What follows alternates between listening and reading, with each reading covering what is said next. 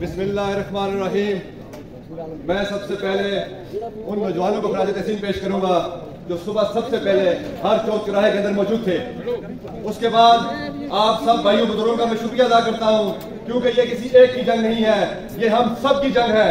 लेकिन अगर हमने ये जंग लड़नी है तो ये हम सच्चे दिल से लड़ सकते हैं।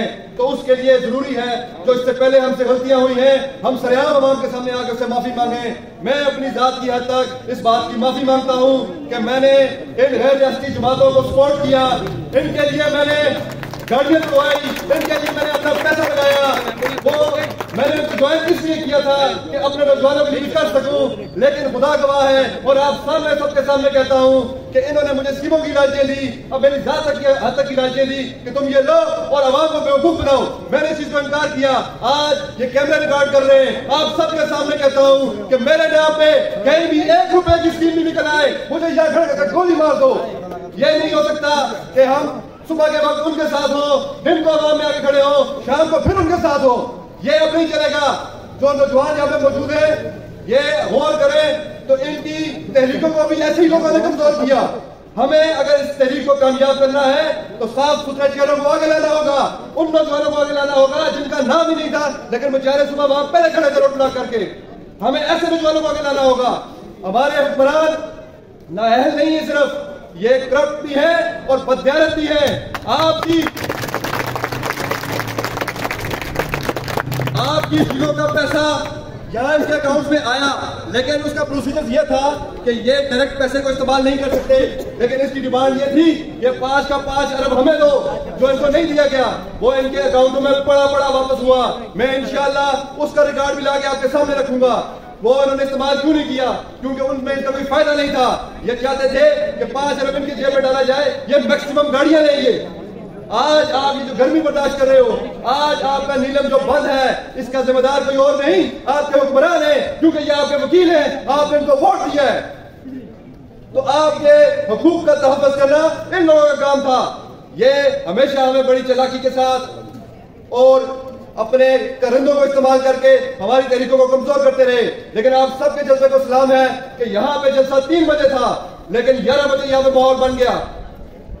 आप सब, हम ये किसी एक बंदे की जदोजहद नहीं है, ये हम सब की जदोजहद है। ये जदोजहद हम अपने आने वाली नस्लों के लिए लड़ रहे हैं, अपने बच्चों के लिए लड़ रहे हैं। हमारी हालत ये है कि हम अपनी गाड़ी के अंदर फ्यूल नहीं डाल सकते। और जालिमों, हम आपकी फॉर्च्यूनर का पेट्रोल कहां से बर्दाश्त करें? लिहाजा क्या आप तैयार हो? आइंदा के बाद यहाँ पे हम फॉर्च्यूनर नहीं चलने देंगे इंशाल्लाह। आइंदा के बाद यहाँ पे जो भी कोई स्कीम होगी वो ऑन बोर्ड होगी। ये अंदर की कोई स्कीम नहीं मानेंगे। ये जो लोकल गवर्नमेंट के जो पैसे सारे अंदर हो रहे हैं, हम सबको इसका रिकॉर्ड चाहिए। अब वो उन बंदों को सामने लाएं कि वो कौन कौन स्कीम हो रहे हैं, जो स्कीम खा रहे हैं, जो ग्राउंड के ऊपर नहीं लग रहे। आखिर आपका 1 खरब 30 अरब का बजट है, वो किधर जाता है?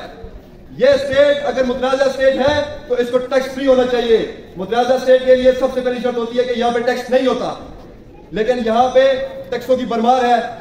हम दुनिया पूरी में सिर्फ आपकी इनकम के ऊपर टैक्स लगता है, उसके बाद आप जो भी चीज लेते हो उसके ऊपर टैक्स नहीं होता।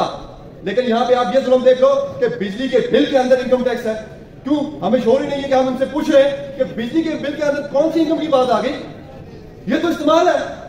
लेकिन आज तक हम जिस हालत को पहुंचे हैं, इसमें सिर्फ हमारे हुक्मरान कसूरवार नहीं है, हम भी कसूरवार हैं, हमारी खामोशी कसूरवार है। हम हमेशा टुकड़ों में बटे हैं, इसलिए वो इस वक्त अपने हवालों में मदद से बैठे हुए हैं। अगर हम एकजुट हो जाए तो इनकी ये जो बदमाशी है, इनकी जो बददियानती है, इनकी जो करप्शन है, हम 1 महीने के अंदर अंदर खत्म कर सकते हैं। तो क्या आप लोग इस चीज के लिए तैयार हो?